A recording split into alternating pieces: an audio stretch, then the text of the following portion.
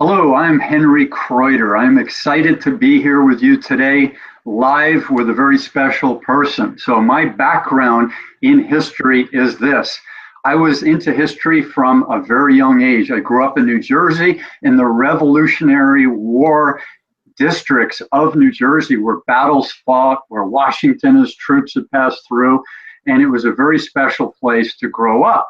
And along the way, I kept liking history more and more and wound up one of my BAs was in history. I thought the professors were wonderful, and it was just fantastic to continue on with that. And eventually, I became a historian of specializing in things like World War II. And if you want to look up a video I did, look up Henry Kreuter, Kreuter, Normandy and Liberation of Paris. And you'll see some talks that I did, and they're available on YouTube, and I'd love to hear your feedback on those. And today I brought along a very special contact of mine who's in Sacramento. I'm in Oahu currently, and I have a different way of acquiring knowledge than my good friend Mr. C. So Henry listens to people like Mr. C who read books, read a ton of books, and I read books, but I read 1/10 of the amount of books that Mr. C reads, but I glean the information from him. So I am an auditory listener. Visual, yes, I love documentaries, but I'm really an auditory listener. I love books, I love playing with that, but Mr. C is someone who's been at books since he was a young lad. So I'll bring in Mr. C right now to give you a background of how he got interested in books and how he got interested in history and where that brought him through his life.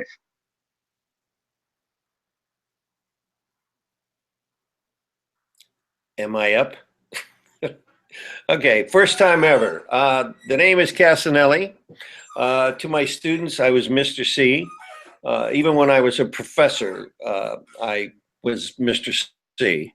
I've had several careers. I'm 3/4 of a century old as of this last Friday, which was celebrated with family and friends. And how did I get to this place I am? Well, I taught myself to read at a very early age in one of those media, which is still a favorite, and that's comic books.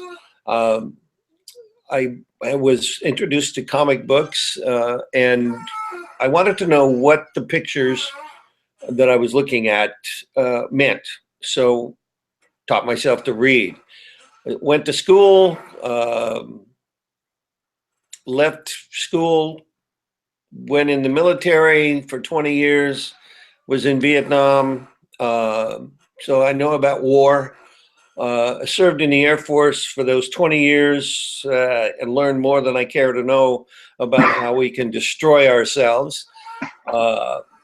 What division did they take your brain power and put to use in the military? Intelligence. And no, it is not an oxymoron, the military intelligence. The thing most people do not, now, I will say 99% of people do not understand about military intelligence is this. The collectors, the researchers, the analysts, all of which I did, don't get to make decisions about the information we glean and determine, well, what does it mean? Only the people in charge do that. For example, all the way up to the White House. So yeah, I spent 20 years doing that, traveled the world. I've, as the old Irish expression goes, I've had an interesting life. And they don't mean it necessarily in a good way.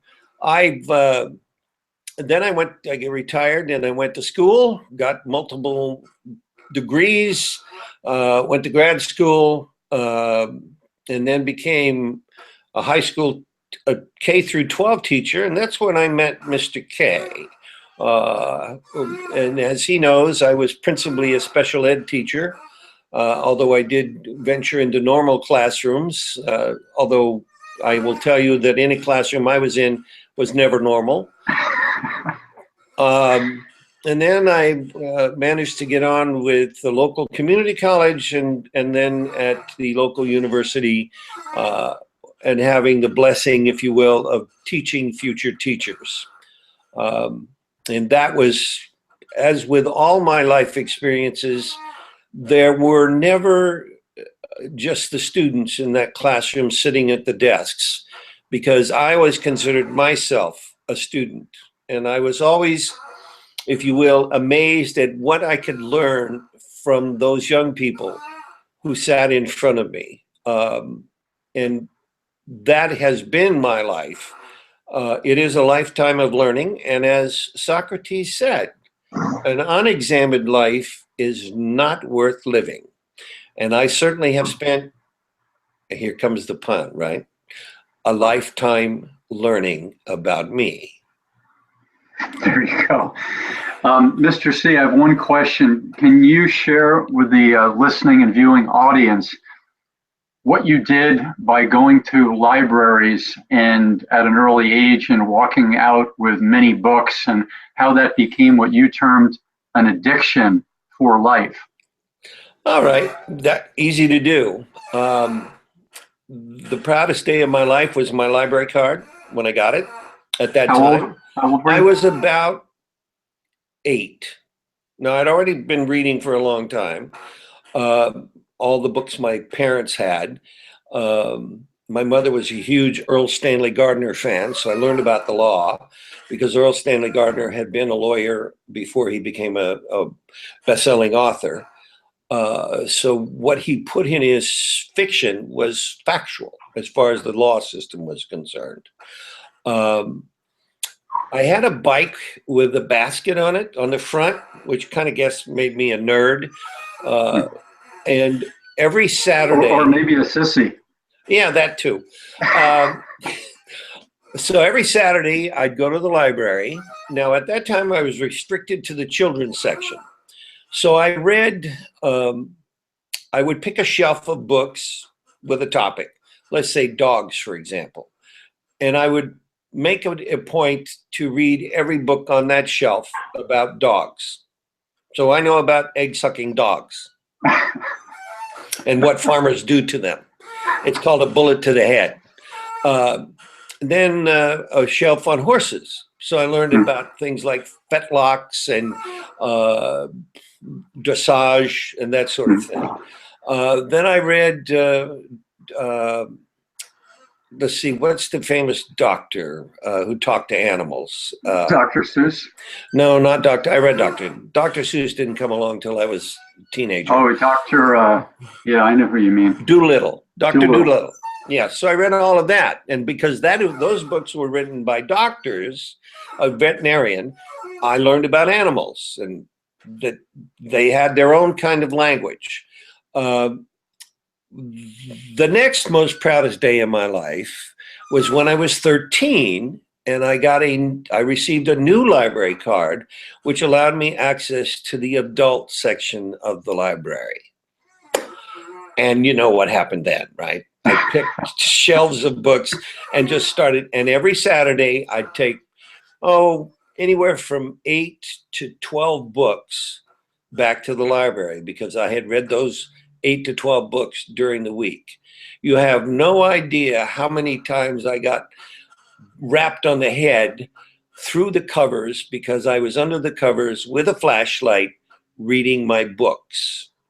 So that's... And your parents would reprimand you and say, "Go to sleep, young man." Yeah, exactly. But I told you it's bedtime, and this might be 12 o'clock, 1 o'clock, 2 o'clock in the morning. And I'd always been one of those people who sleep a minimal amount at night, usually 4 to 5 hours.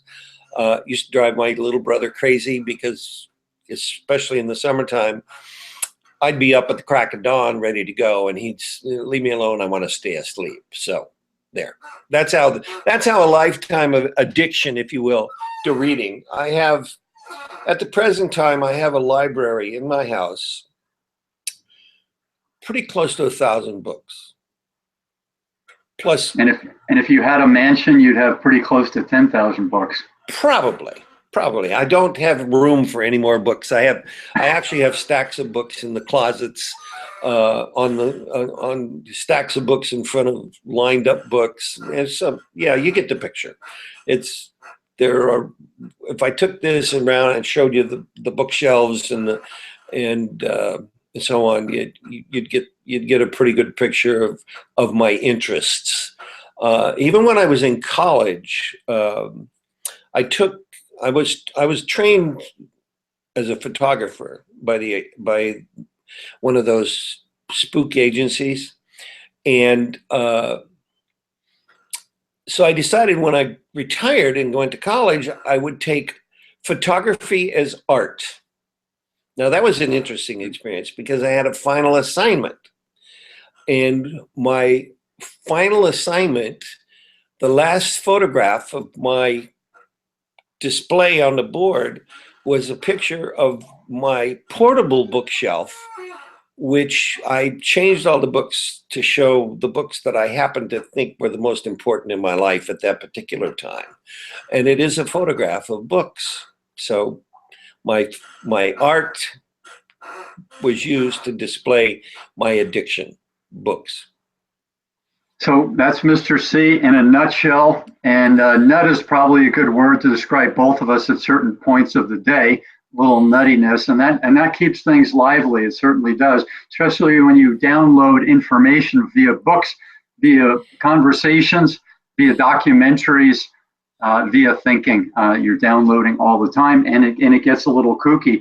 So we're going to come back to you with a discussion and a series of discussions. So that'll be our intro to you. I am Henry Kreuter. YouTube videos, you can look up Operation Overlord and Is Paris Burning?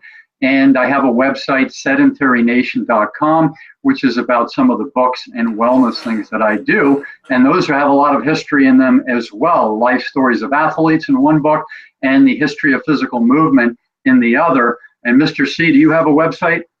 No, I do not. And I'm going to restrict my activity to this with you. I'm not interested in having a website. My life is complicated enough at the moment. And you know why? Yeah. So I look forward to many more conversations with you. And thank you for introducing me to this, and to all those who are watching and or listening. My experience is most people are visual. 90% of us are visual. I happen to be visual tactile. That's why I had to teach math the way I did. So, yeah. And if you have comments to make, I don't care what you say. just be respectfully. If you disagree, be a little respectful. Don't call us something nasty that you wouldn't want to be called. Do unto others type of thing. Come on, we're here to learn and have fun. Yes, we are. And I'm looking forward to having some fun. All right. Okay. Everybody enjoy, and we'll be back to you soon. Very soon. We're going to talk about, let's see, cabbages and kings and all sorts of things. Okay, Henry, I'm going to say goodbye because I got to practice my guitar.